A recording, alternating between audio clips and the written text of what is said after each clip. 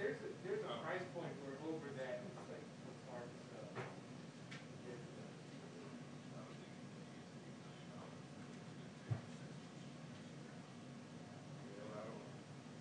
Do you remember when what's her name's house burned down?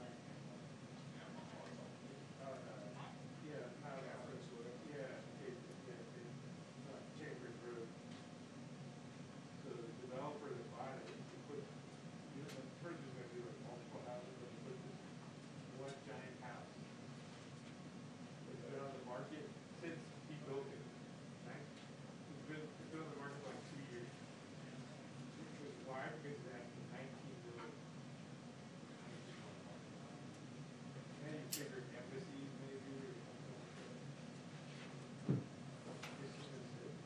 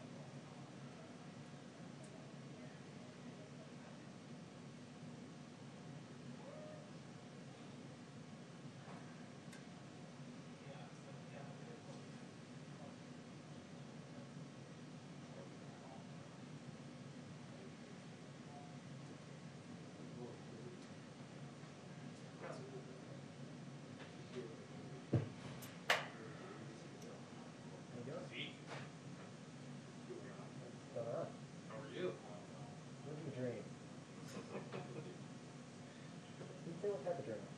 It's the, it's the second row. It's like, those of us who are in the further back rows, we don't get that same dream. That's true. Even with the sound out, I'm still What kind of games is that? It kind of fucked up actually, but there's not many ones that are See it? Is it a keyboard program is good? Yeah. Why? Spell. Those are beautiful. Have you ever seen him eat? Yeah, like that.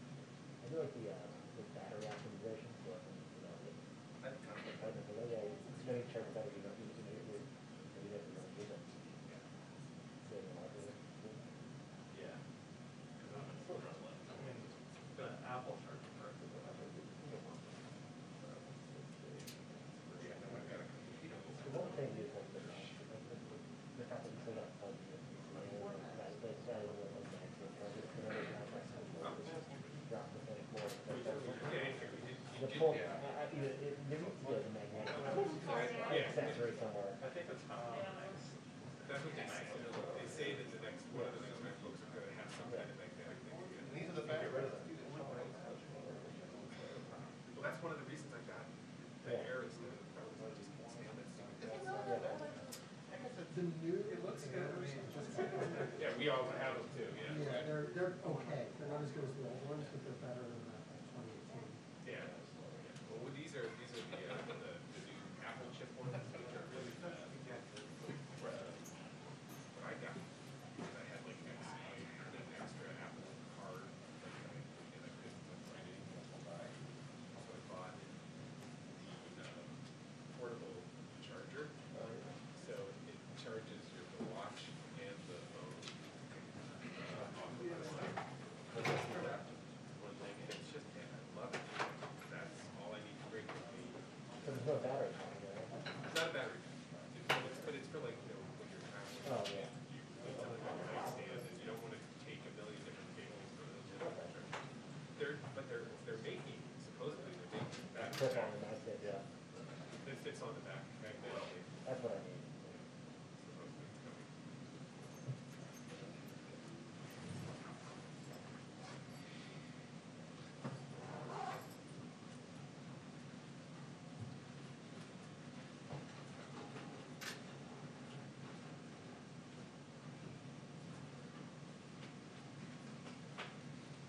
She did give us an update, did they? It was there late. Yes.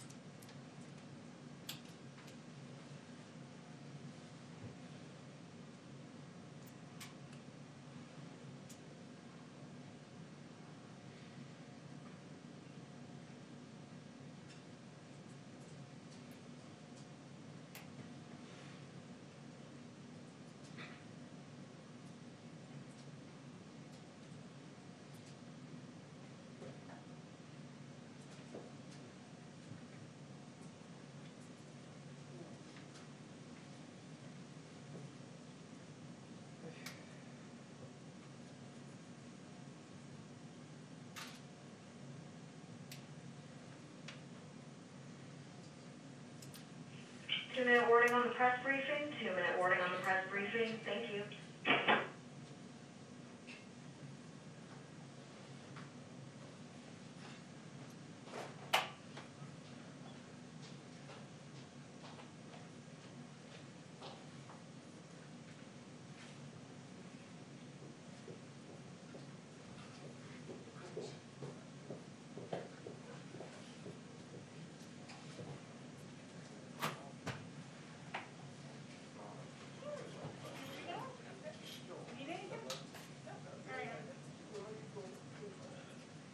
Trouble.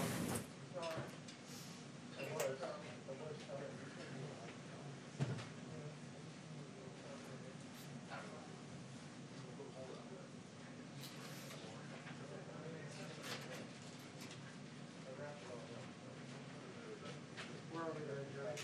Bring to one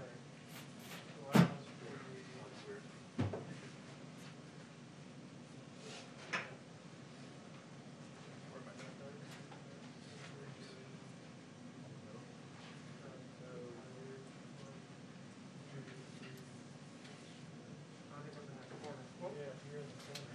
No, who's back there? I don't know. Kevin's back there. I don't know why Keith's back there. He should be back there.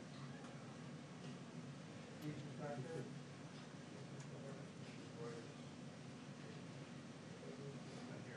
Have you got anything that's popcorn? Yeah, what do you got? You good? Cocktail? Doug, you can stand right in the middle. He's the All right. photographer of the year. Oh, yeah. You're the photographer, you know what you want. Yeah. You can come here if you want. Actually, we stand there. Doug, if you need a better camera, I can give you my iPhone. That would be great. I might learn something. Hey, Doug, happy birthday. Hi, everyone. Hello. Okay. I have quite a few things at the top. Lots of news happening here at the White House. Today, in our COVID team's weekly meeting with the governors, we announced another supply increase for states, tribes, and territories from 14.5 to 15.2 million doses per week. This is up from 8.6 million when we came into office. Furthermore, states are also receiving 2.8 million of the Johnson & Johnson vaccine this week, so they are receiving a total of 18 million doses. Later today, President Biden will deliver remarks on the status of our COVID-19 response, and he will announce an unprecedented historic step. The two largest healthcare and pharmaceutical companies, Merck and Johnson & Johnson, usually competitors, are coming together to expand production of the vaccine. Johnson & Johnson's vaccine drug substance, as well as increase its fill-finish capacity. They will enter into a historic manufacturing partnership to expand that, I should say. The U.S. government will facilitate this partnership in several key ways, including invoking the Defense Production Act to equip two Merck facilities to the standards necessary to safely manufacture the vaccine, and asking the Department of Defense to provide daily logistical support to strengthen Johnson & Johnson's efforts. And of course, I'll have more to say on that later this afternoon. Also today, the Biden-Harris administration is announcing key conclusions from an intelligence community assessment on the poisoning of Alexei Navalny, as well as measures to hold Russia accountable for this action. The intelligence community assesses with high confidence that officers of Russia's Federal Security Service used a nerve agent to poison Russian opposition leader Alexei Navalny on August 20th, 2020. The use of any chemical weapon directly violates international legal obligations and norms of civilized conduct, and our actions today fall into a number of categories and reflect a whole of government response. We are also working with Congress to ensure we're faithfully implementing the Chemical and Biological Weapons Act. Today, the United States is announcing sanctions on 7 senior members of the Russian government, an expansion of sanctions under the Chemical and Biological Weapons Control and Warfare Elimination Act, new export restrictions on items that could be used for biological agent and chemical production, and visa restrictions. And the Department of State's Commerce and Treasury will also have releases out shortly with further details. As a demonstration of our transatlantic unity and cooperation with partners over the ocean, many of the actions we are taking mirror the steps the EU took in October and match additional EU measures being taken today. We also reiterate our call for the Russian government to immediately and unconditionally release Mr. Navalny. I know you're all interested in what we're doing on the American Rescue Plan and how we're engaging with members of Congress, so I have an update for all of you. President Biden and his team continue to engage closely with congressional leadership and members of the about the American Rescue Plan, including with Republicans. Yesterday, the president met with a group of 9 Democratic senators, and today he's meeting with the full Senate Democratic caucus for their weekly lunch. In the past 2 weeks alone, we've engaged with over 375 members and offices, over 100 of which were bipartisan engagements, and our COVID team has also started bi-weekly bipartisan member briefings with the Senate and House, where, of course, we talk about the American Rescue Plan and the impact it can have. I have one other item. I actually have an item on the travel of the First Lady, and I will venture to get that to all of you after the briefing. So with that, Zeke, kick it off. First on this Merck J&J deal, what role did the President or the White House have in making this partnership happen? Obviously, the GPA is giving the details to them, but how did these two companies come together? Well, as I noted in the opening, these obviously are two companies that are historically been competitors, so the fact that they are coming together speaks to the ability of this administration broadly to bring them to the table and work together to address the pandemic in the country. It was an across-the-administration effort. I'm not going to detail exactly which individual was in charge of each component, other than to say that when the president came into office, and as soon as we learned about the fact that Johnson & Johnson was behind in the manufacturing steps and efforts, we took steps to ensure we could expedite that and partner them with one of the world's biggest manufacturers. And so is the administration doing this because J&J needs this production capacity from Merck to meet its commitments to the federal government for 100 million doses by the end of June, or is this separate from that? Well, certainly our objective is to build on the incredible announcement that we now have 3 vaccines that the American people can have access to, can use to vaccinate them from and protect them from the virus. And we knew, we learned early on that they were, or not early on, but in the recent days, it's all relative, that they were behind on their manufacturing capacity. And so we took steps to ensure we could capitalize on the scientific breakthrough. But this was necessary for the company to meet its commitments to the federal government. I wouldn't put it in those terms, Zeke. I would just say that it was a step that helps ensure that Johnson & Johnson's vaccine can be, the production of it can be expedited, that the manufacturing of it can be expedited, and that's, of course, good news for the American people. On vaccines, yesterday the topic of sharing vaccines came up in the President's conversation with the President of Mexico. The President said he was going to talk about it in that conversation. Is the President open to flexibility in terms of sharing these vaccines now with longtime American allies? And what is the threshold at which the President will start exporting some of these American-made vaccines overseas? Well, that's diplomacy in action right there. The President's been at it for a long time, and but the President did not make any commitments, nor did he give a timeline. His focus is on ensuring the American people are vaccinated. And yes, now we have more than enough doses. We will have more than enough doses to vaccinate the American people, but there are a couple of factors that our team looks at, including the fact that we don't know which vaccine will be most effective on children. We don't know the impact of variants, still under consideration and being looked at by our health and medical experts. We are, of course, securing all of these doses so we can plan for a range of scenarios. We have contributed to COVAX, which is the international coordinating body, to help provide assistance around the world. And certainly, when we get to the point where the majority, where we have vaccinated the American public, of course, we want the global community to be vaccinated. That makes us all safer. We've heard from the scientists on some of these calls calling on governors not to roll back mask mandates and other restrictions on public gatherings. Looks like Texas and some other states are in the process of rolling back some of those very restrictions right now. We've not really heard from the President on that. Should we expect to hear from the President? Has the President been directly lobbying governors and state officials against rolling back these in private? And then should we expect to hear from him publicly going forward, encouraging the American people to follow his guidelines but not their governors? Well, I will say, having traveled with the President to Texas on Friday, he made clear that we need to be vigilant, and that's also what Dr. Walensky conveyed over the last several days. It may feel a little bit better out there. That's good news. If you go to the grocery store, there's more toilet paper on the shelves. There's more Clorox wipes on the shelves. It's getting warmer out there. More people are getting vaccinated. People feel better. That's a good thing. But we need to remain vigilant. We are still at war with the virus. The President, of course, will continue to convey that publicly and also privately in his conversations. Let me see. Brett, go ahead. Thank you, Jen. Just a couple of questions on the partnership. Can we expect, and what is the timeline by when we can expect the first vaccine to roll off of the lines of Merck's facilities? And has Merck started working on this new vaccine already? I would expect there'll be more details from the Department of Health and Human Services on the contract and the specifics later this afternoon after the President's announcement. And you mentioned that that the government has or is willing to invoke the DPA. Can you give us any more details on that? We did invoke the DPA in order to alleviate 2 of the biggest bottlenecks facing Johnson & Johnson. One is fill finish capacity, which is actually kind of the top that's put on these bottles of vaccines.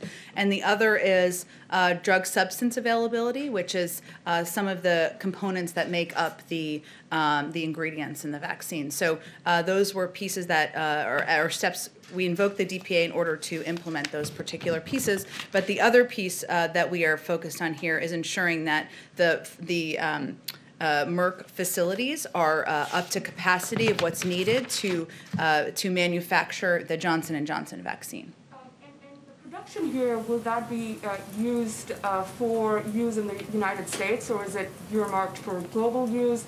How will the vaccines be used once they are Well, we have ordered a set number of about 100 million vaccines. There's a contract that was in process before these steps were taken. So that's what these actions will be focused on. And one question on the COVID rescue package, then. Does President Biden and the White House feel any need to perhaps reduce the unemployment benefits in the bill. As you're aware, lawmakers such as Senator Manchin support a lower threshold in many ways, $300 over $400 per week. What is your position on that? Well, the president obviously had a discussion with a number of senators just yesterday. Senator Manchin was certainly one of them, and he's long said that he would be open to hearing ideas that make the bill and the package stronger. It's an ongoing process, but I don't have anything more to read out in terms of their conversation. Go ahead. Jen, on Russia, Navalny, and the sanctions that you just announced at the top of this briefing here, the Biden administration didn't punish Mohammed bin Salman directly for Khashoggi's death. You're not punishing Vladimir Putin directly for Navalny's imprisonment, only those around them. So how is that going to deter these leaders from this behavior in the future? Well, I would say first that our national security team, as it relates to Saudi Arabia, let me take these pieces slightly separately, Peter. Made a determination that from the beginning of the moment the president came into office, we were going to treat that relationship differently. And we did not wait for the release of this unclassified report. By the way, it didn't have much information you didn't know, or NBC and other outlets were not reporting previously. It confirmed what we have long known, that an innocent reporter doing his job, committed to telling the truth, was killed in a horrific crime. Our objective is to recalibrate the relationship. We took a number of steps, including releasing this report, including ceasing our support for offensive operations in Yemen, including ensuring engagement with counterpart to counterpart, and also pushing for the release of U.S. citizens and human rights activists who were released. We also took additional steps last week, which were determined by our national security team were the right steps to deter and to change the behavior moving forward. Those included sanctioning the former deputy head of General Intelligence. It included imposing visa restrictions on 76 Saudi individuals. It included designating the Saudi Rapid Intervention Force, which is a crucial step because it structurally addresses an unacceptable pattern of targeted monitoring, harassment, and threats to journalists and dissidents. And it included the Khashoggi rule. And our conversations with the Saudis at every level make clear that we expect additional reforms to be put in place, that their behavior will change.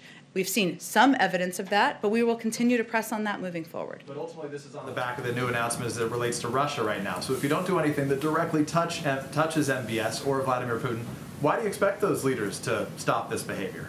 Well, again, Peter, with all due respect, these decisions were made on the basis of decades of experience and consideration by our national security team on what would be most effective in not only deterring actions like this in the future, preventing this from ever happening again, which is, of course, our objective, but also being able to maintain a relationship moving forward. And, of course, we have important work we do with the Kingdom of Saudi Arabia, from intelligence sharing to deterring the actions of militants in the region, and those are in the national interest of the United States. Let me ask you about immigration, if I can. Yesterday, you brought into the briefing room the Department of Homeland Security Secretary, Alejandro Mayorkas, who said the following. He said, "We are not saying don't come to those migrants." He said, "We are saying don't come now because we'll be able to deliver a safe and orderly process to them as quickly as possible." So the message was, don't come now. It sounds like the message is, come later. So when should these migrants come?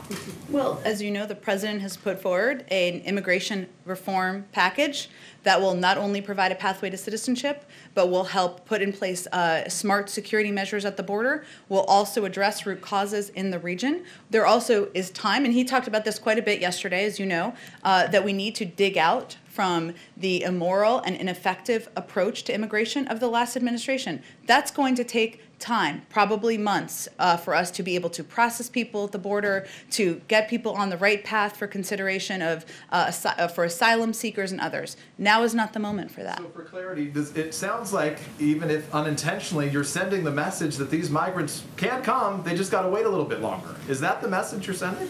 Well, we've been also clear, as he was yesterday, the majority of people who come to the border are turned away. Even undocumented, even kids who come in at the border, unaccompanied minors who come in, and we have emphasized time and time again, we want to keep them safe, we want to treat them with humanity. they are not guaranteed to stay in the United States. They still go through the processing. We just don't want to send them back, and the consideration of whether they can stay here through what is possible through our laws. It is still a difficult time. It's a difficult journey. We are not encouraging people to come, but we also believe differently from the past administration that we are not going to turn away kids who are under 18. Is the president going to be briefed on this from the Domestic Policy Council today? DHS assessing 117 or so thousand unaccompanied children. 117,000 unaccompanied children will arrive in the U.S. by their projection this year. Will he learn about it today? And that number seems like a crisis. The secretary said it isn't. How would we define a crisis? Well, I'll leave that to the Secretary of Homeland Security to define. He said it was a challenge. It is a challenge. We have more than 7,000 unaccompanied kids who have come into the United States, and that is certainly a lot of children that we are trying to treat humanely and safely and process through the system as quickly as we can. That's not easy. That is a challenge. Certainly, the president receives briefings and regular updates from his team, and we typically don't confirm those publicly, but he is briefed regularly by his team, the Domestic Policy Council, and other members of his policy team. Thank you, Jen. Sure. Go ahead. Thank you. One additional question on the timeline coming out of this announcement. You mentioned that J&J is set to deliver 100 million vaccines by the end of June. Will this new partnership help Americans get these shots any sooner? It should. It definitely will expedite the efforts of the United States government having enough vaccines on hand to vaccinate the American public. The president will talk more about that and give more specifics later this afternoon when he speaks to all of you. But certainly, having 3 vaccines approved by the FDA, the fact that we have taken these actions, we have used the full power of the federal government to expedite the manufacturing, that certainly should expedite the process and should make vaccines more readily available to Americans. And one question on the First Lady. You mentioned her travel. She is set tomorrow to go out and tour some schools with the new Education Secretary. Wondering if you have any additional preview on this. I think she's visiting 2 schools that have found a way to reopen. Will she be speaking to some of the challenges that communities across the country are facing now as they deal with this? She will be. She'll be traveling. That's what I was intending to provide more detail on at the top. I must have moved the paper out of my binder here, but she will be traveling with the Secretary of Education, who is just confirmed, as you all know. They will be having a conversation with at these schools that they're visiting that have reopened about what has been effective, what has worked, what are the lessons learned, what do they need more assistance with, and certainly that is information that they will take back with them after these visits they're doing tomorrow. That Secretary Cardona, his #1 priority is reopening schools, and so certainly taking a trip with the First Lady is an indication of his commitment to that. Go ahead. Thanks, Jen. A question about Governor Andrew Cuomo.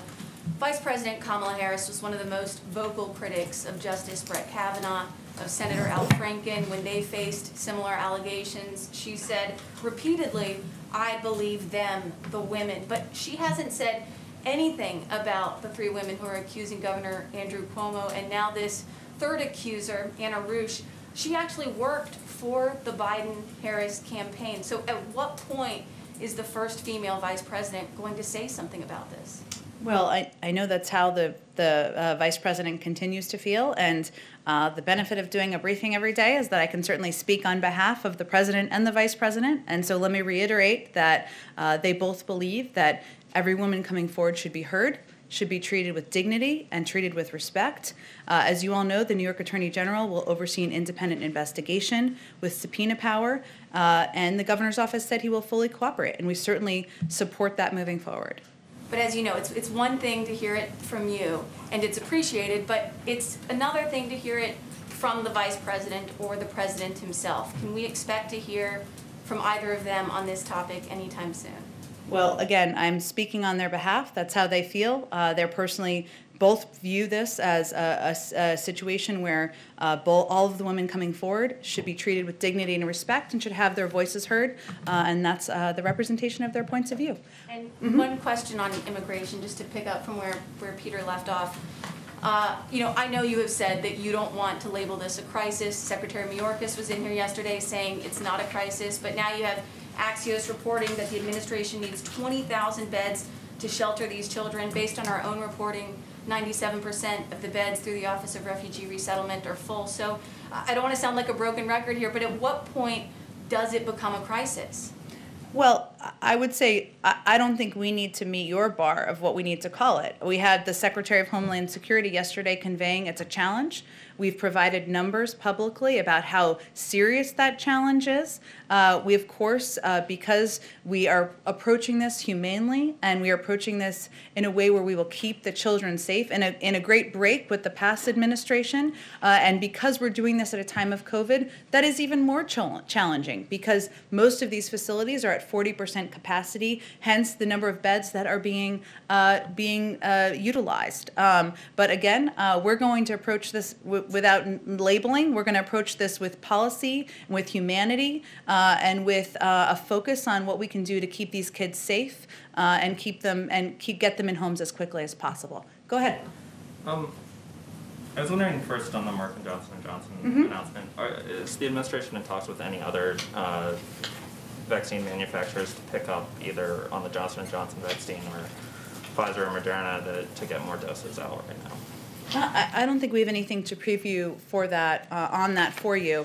I will say that the manufacturing process for Pfizer and Moderna does not allow for smooth transfer from one manufacturer to another in the same capacity. So this was a step taken because the Johnson & Johnson vaccine is a more traditional vaccine, and Merck's experience manufacturing other vaccines will allow it to scale and effectively produce the Johnson & Johnson vaccine. And then I wanted to follow on a question you got yesterday about the Johnson & Johnson vaccine. You explained that it was being distributed by population state to state, but there's, I guess, a question of whether it might not make more sense, to distribute more of the Johnson & Johnson vaccine to more rural states where they might not have the capacity for where it might be tougher to ship something that needs to be stored at an extremely cold temperature, where they might only have, centralized hospitals and so not be able to distribute that. And so I'm wondering if you could explain the administration's strategy of why Johnson & Johnson isn't being sent out to places where it might logistically make more sense. You could balance that out by maybe having more Pfizer or Moderna in like Washington, D.C., where it's easy to get from one side of the city to the other. Sure, those are all important considerations, but what the clear advice from our health and medical team is, and they've looked closely at all of the questions you've raised, all important ones, is that if you have access, for the American people, if you have whatever vaccine you have access to, you should take that vaccine. And of course, all of these vaccines are being distributed in communities across the country. As we've talked about a little bit here, we're going to have more than enough vaccine doses to distribute to communities across the country and to the American people. And we expect to have that done at an expedited pace from what we had been predicting previously. But the guidelines from our health experts, which is what we rely on, is that every American should take whatever vaccine they have access to in their pharmacy, at their health provider, at their community center, at the mass vaccination site, whatever it may be. The last one is, I know you've gotten some questions on this, but again, the chief of staff at the beginning, the administration had promised a sort of central clearinghouse, phone, internet for vaccine information, and you've kind of pointed to this effort where you can go on Vaccine Finder? Yes. Yeah. Well, I guess this is my question. Is like, do you find that to be sufficient? Because I think what we're hearing a lot from Americans is that it's, Americans who want to get this vaccine it's extremely hard to navigate getting an appointment. It's not really functioning. And one promise of your administration was we're going to federalize this. We're going to be a central clearinghouse. We're going to kind of step in and help what has been scattershot. So You're right, and the Vaccine Finder website is available in about a half a dozen states. There are also websites in many states that provide access and provide guidance for people looking for where they can get a vaccine and access. So that is true in different states across the country as well. But one of the things we've also found, and the prism at which we're looking at this through, is that it's not just about people being able to go on websites. People also don't all have access to the internet, including many people who are in communities where there's higher level vaccine hesitancy or rural communities. And so we've also taken a number of steps, call centers, proactive outreach to communities from health centers to get people to come and take the vaccine, because a website is not going to be the silver bullet that solves everything. It's a pilot, and so our intention is to expand it, but it's not going to be the only thing that helps solve this for the public. Go ahead. Two questions, follow up on the vaccine and then an Navalny question, if I might. On the timing of of the administration's efforts to help pull this deal together. You said that it was within, I think, the last few weeks. Is that what you had said? We wrote our first story at the New York Times about a possible partnership between Merck and J&J for manufacturing on January 21st. That was when it published. So, and my understanding is that talks between those companies had been in the works before that even, in terms of sort of the corporate discussions between them. So, I mean, could you help explain how it is that the Biden administration deserves credit for bringing these two together when it looks like the discussions had been underway long before you guys got here? Well, Mike, just to be clear, I'm talking about when it was finalized so that we could move it forward. Of course, there are conversations between companies, but in terms of getting it to a point, and obviously the Johnson & Johnson vaccine was only approved last weekend, right? And we were waiting on the FDA to make the final approvals of the vaccine. But there's a difference between conversations and it moving forward and the use of the Defense Production Act, which is something this president and not the prior president admitted to invoking, and also the commitment to help upgrade the help get the manufacturing facilities to the place where they needed to be in order to produce the vaccine. So I'm only conveying what got it across the finish line, and I think it's clear that that has only happened relatively recently, but certainly the history of conversations between Merck and J&J long before the J&J vaccine was even approved, you certainly might have more information on than I do. Second question on the timing of all of this. It's our understanding that the time that it's going to take Merck to spin up the production of any kind of either the finish and then also the production of the vaccine itself is months from now. I mean, the phrase fourth quarter has been talked about, which would seem to undercut your assertion, I think, to a couple of questions earlier, that this partnership in particular is going to have any benefit to the 100 million dose pledge, right? I mean, if your 100 million dose pledge is by the end of July, and Merck's production isn't going to get started until September, October, November. The commitment, the contract is by the end of June, but I expect the president will have more to say this afternoon on the impact on the timeline. Okay. And then one question on the Navalny and Russia sanctions.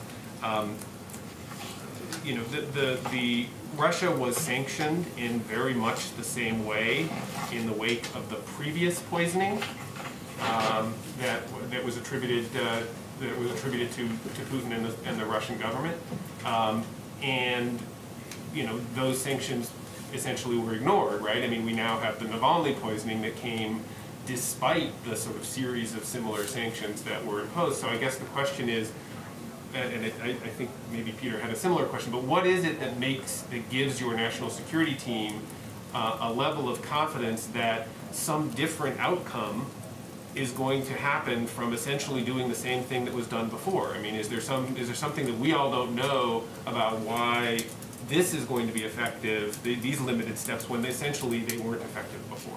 Well, first, the announcement we're making today was done in harmony with the EU announcement. It was not meant to be a silver bullet or an ending to what has been a difficult relationship with Russia. We expect the relationship to continue to be a challenge. We're prepared for that. And we're neither seeking to reset our relations with Russia, nor are we seeking to escalate. There's also an ongoing process, as you know, to consider a number of steps of concerning behavior taken by the Russians. That is still ongoing. And we made this announcement because we wanted to do it in a timeline aligned with the European Union, which does send a powerful message. But we're not naive about the challenge.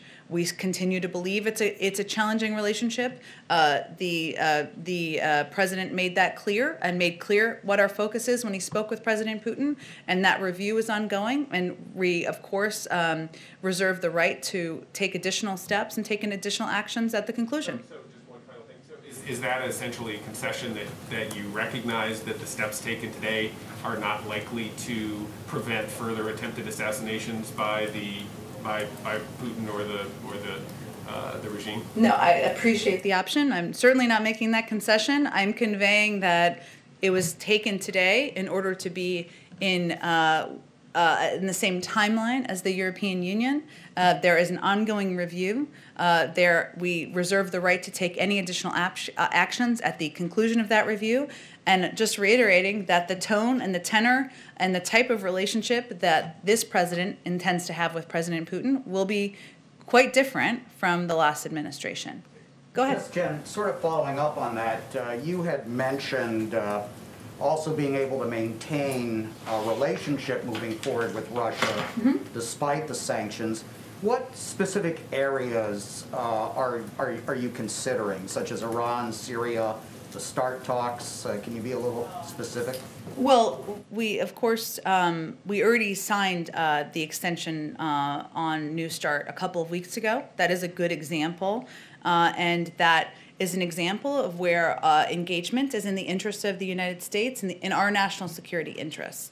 There are also areas, some of which you touched on. Of course, depending on where things land with the invitation for diplomatic talks on Iran, Russia is a P5+1 partner. They were as we pursued the JCPOA under the Obama-Biden administration, and they certainly would be a key partner if that diplomatic process were to move forward. So the point is, there are areas where we disagree. There are areas where there's significant challenge. There are also areas where we are going to work with the Russians, as we would with most global partners, when we need to take steps that are in the interest of the United States. And just one more, if I may, some unfinished business with Democratic Party lawmakers who are still peeved about this lack of congressional notification. Senator Tim Kaine says, I learned about it on the news, and he's a member of the Armed Services and Foreign Relations Committee. He says, I don't think I should be learning about it this way. What do you say to Senator Kaine and others who are upset on the Hill?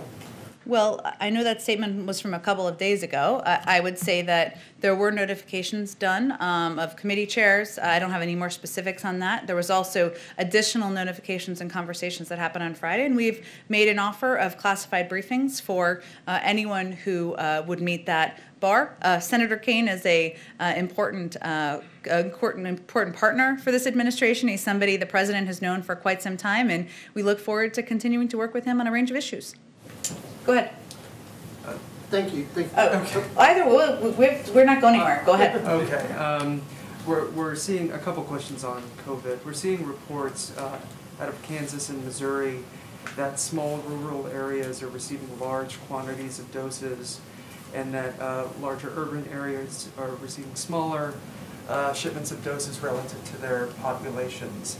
And so I'm wondering if the White House is satisfied that state and local governments are doing what they need to do in terms of ensuring vaccine equity. Well, we certainly track when we see for example, if there were one of the vaccines that were distributed primarily into certain demographic communities or neighborhoods, that would be a concern to us as well. We track that closely. I'm not familiar with these specific issues, but it is something that our COVID team looks at, and as there are issues, they raise them directly with state leaders. On mobile vaccination sites, I'm wondering what the federal role is, and if the federal government is helping to select the sites that these mobile sites are going to. We are working in close, as I noted a little bit earlier, our COVID coordinator, Jeff Zients, has a weekly meeting with governors where he provides an update, they have a discussion, we're also involved and engaged with local and state leaders on a regular basis, and certainly mobile vaccination sites and the implementation of those and where they can most effectively be utilized is something that is part of that discussion. I'm wondering what the administration is doing to avoid some of the problems that might arise with the J&J vaccine that have plagued the AstraZeneca vaccine in Europe, where in Germany and France, the AstraZeneca vaccine seems to be treated as a secondary vaccine or a second choice because of the perception that it has a lower efficacy rate. Is there a concern that might be an issue with the J&J? Well, one of the reasons that we've been very clear and why Dr. Fauci was very clear about this on Sunday, on 4 Sunday shows, let me just note, is that we now have 3 vaccines that are safe, that are effective in preventing serious illness, effective in preventing death, and anyone in the country who has access to any of these vaccines should take them. But it is certainly something that we are aware of in terms of that concern, and we are going to continue to communicate broadly and through a range of channels how effective all of these vaccines are. Go ahead. Thanks, Jen. Couple questions on New York and then one on Russia. You know, obviously this third allegation against Governor Cuomo has come out. This woman did work for President Biden during the campaign. I'm wondering what the president thinks about the calls for Governor Cuomo to resign and whether he's spoken directly either to his former staffer or the governor about this situation. The president believes, as I've noted, that every woman who comes forward deserves to be heard and treated with respect. There is an investigation, an independent investigation that's being overseen by the Attorney General, and which has subpoena power, and we certainly support that moving forward. In terms of any other conversations, I did not work on the campaign, as you know. I know that she did work on the campaign. I believe she was an organizer in Southwest Florida. I don't know if they had, I'm not aware of a personal relationship that they had or that he knew her personally, but I don't have any other engagements. I'm sure she has a number of people she still remains in touch with from the campaign, but I don't have any calls or engagements to read out. And then, as you know, Governor Cuomo is also facing questions over the nursing home situation in COVID. He's currently chair of the NGA. He came up here to the White House in that capacity to discuss COVID with the president. His top aide, Melissa DeRosa, who's been pretty embroiled in this nursing home situation, was also advising the administration on COVID response during the transition. Does the president believe he should step aside from the NGA, and are you still, seeking advice from his administration on COVID? Well, that's a decision for the NGA, not a decision for the president or the White House. But I would say that New York, as you know, continues to be one of the hardest hit states by the COVID pandemic. It is one of the hardest hit states by the resulting economic downturn. And of course, we're going to continue to work with officials in that state to help the people of New York, help get the pandemic under control, and help get people back to work. And just going back to Russia, yep. As Michael was pointing out, we're now, I believe, right in the midst of the 7th anniversary of the Crimea crisis. And we have seen, similar sanctions before against the Putin regime. I'm wondering if you're considering anything, what's the next step? What could be beyond sanctions? And also, as this discussion is happening, is the administration factoring in the captive Americans, Paul Whelan and Trevor Reed, in their response to this and in potential future actions? Well, of course, we raise the fact that American citizens are held by the Russians at every opportunity and at every level. I would say that, as I noted earlier, the review is still underway of several concerning actions, including the reports of bounties being on the heads of U.S. soldiers, of intervention or hacking of the 2020 election, and of course of the SolarWinds cyber attack.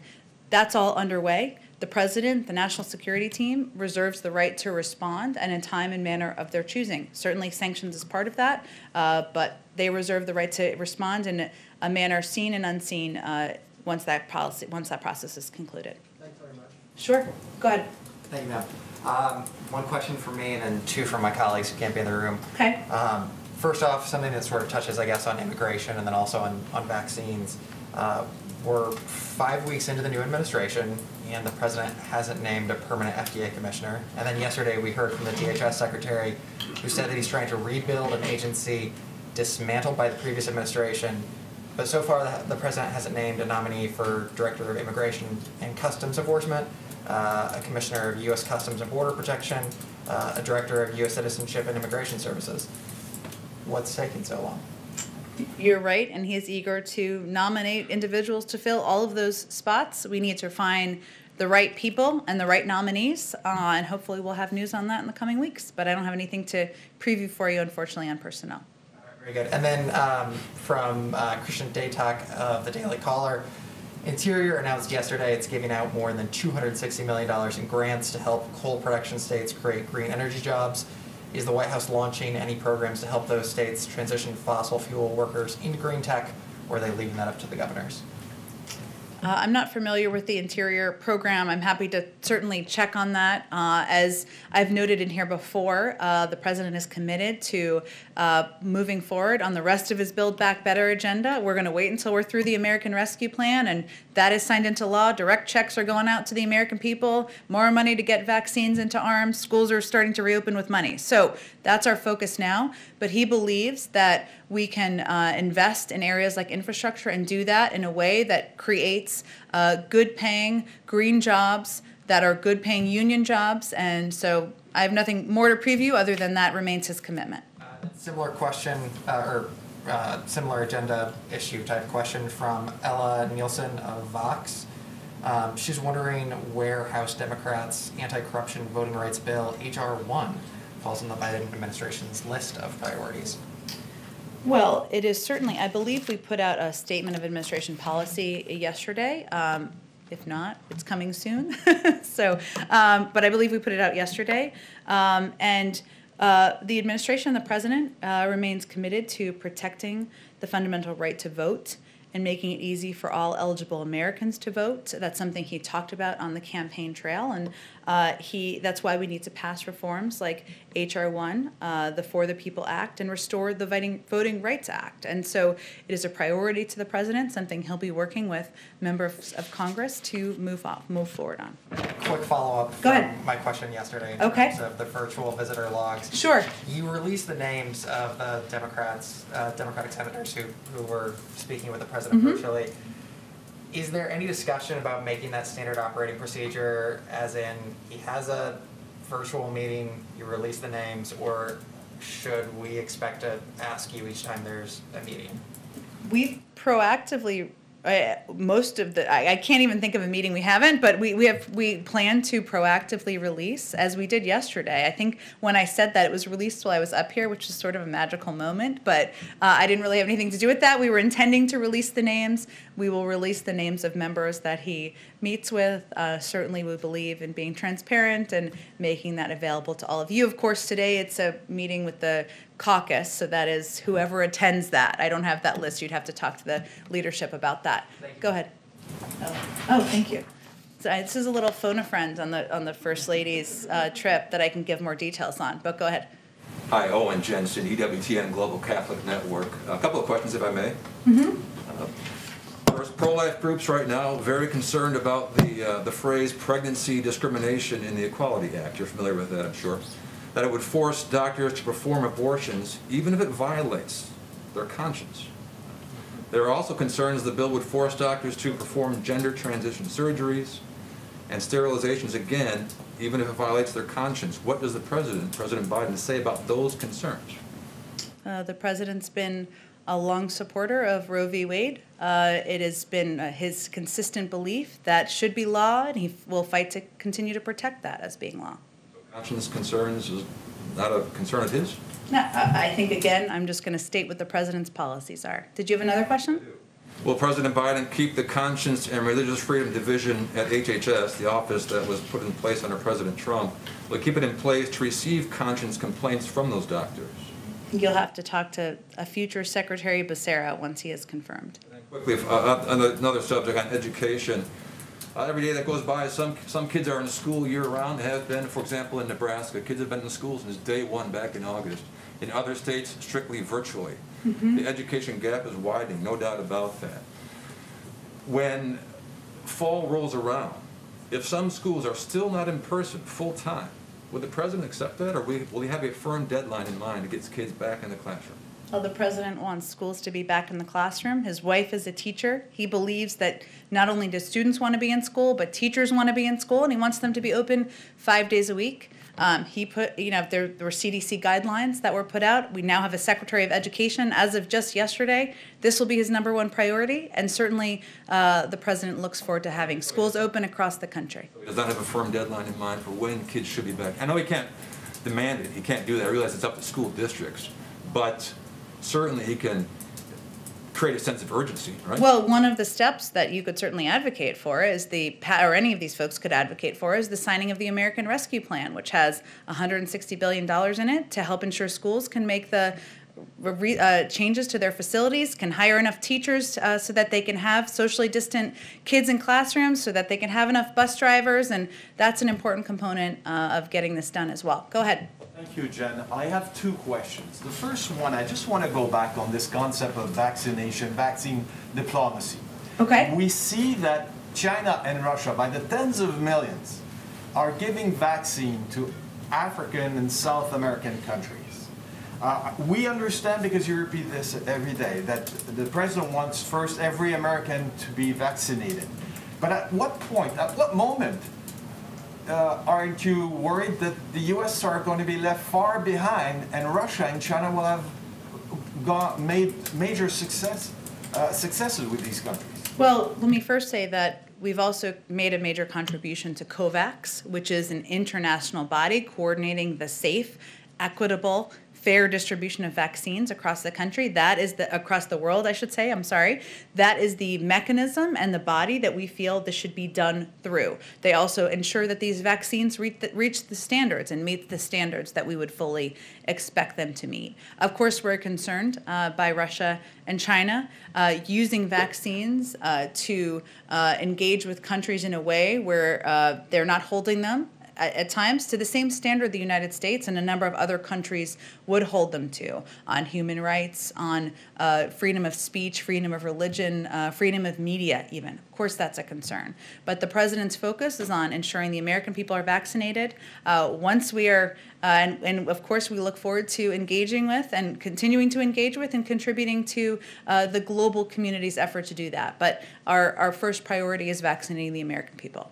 And my second question is on FBI Director Chris Wray in Congress today.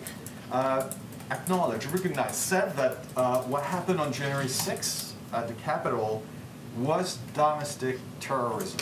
It sounds like the review is done. The review you talked about a month ago, remember Canada. I do remember, but the president also called it domestic terrorism on January 6th. So he agrees. The review is not concluded. That's a 100-day review. They're looking at not just one incident, but many incidents. They want to do it comprehensively, not through a political lens. And when that's concluded, I'm sure we'll have more to say.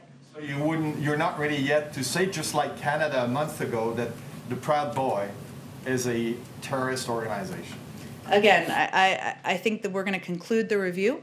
We're looking at organizations, white supremacist organizations, a range of organizations across the country and their impact. We're not looking at individual incidents on their own. It's important that it's a comprehensive review. When that review is concluded, we'll have more to say. Go ahead. Thank you, Jen. Two vaccine questions, sure. And one from someone who's not in the room because of all of the social distancing.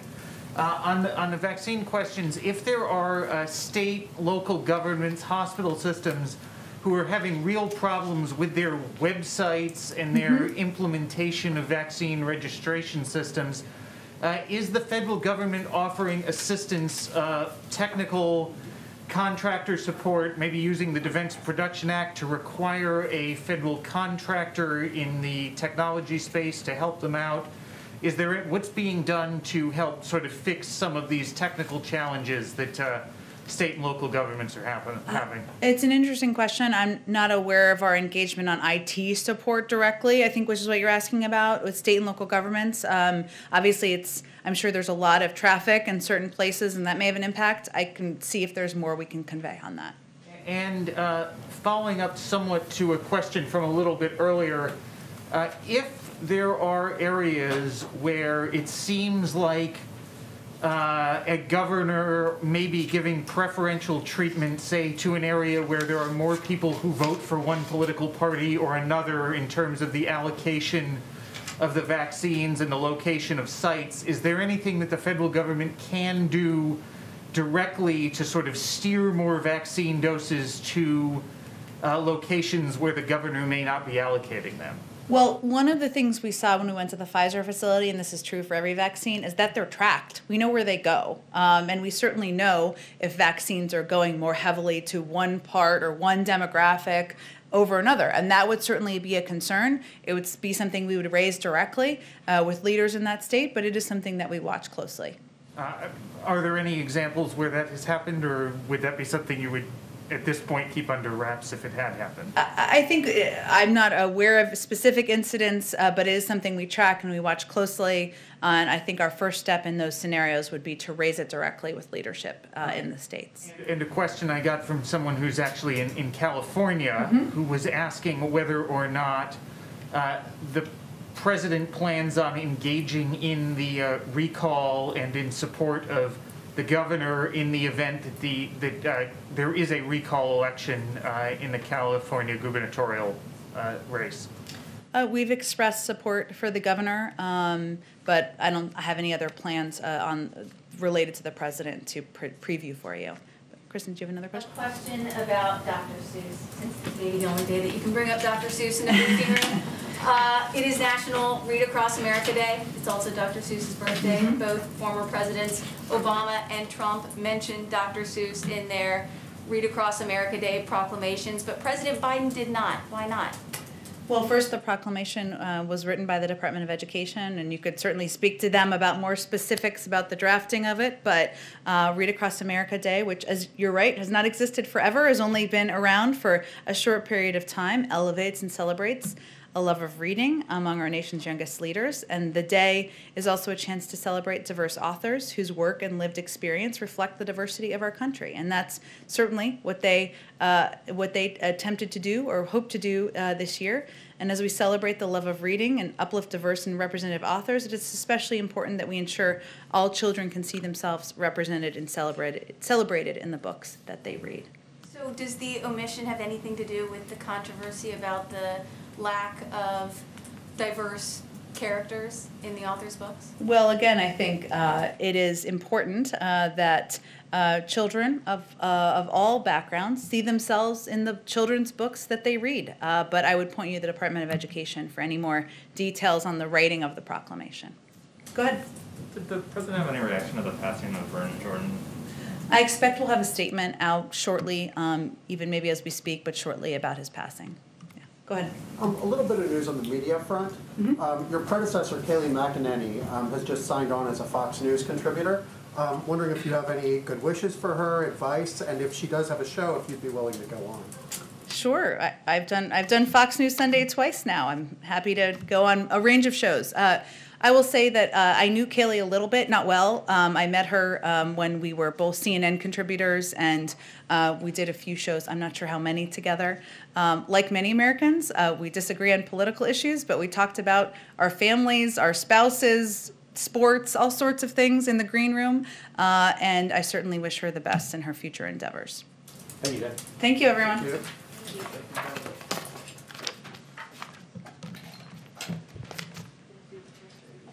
Oh, sorry. Can I do one more thing? Zeke, I feel like I'm violating a rule here.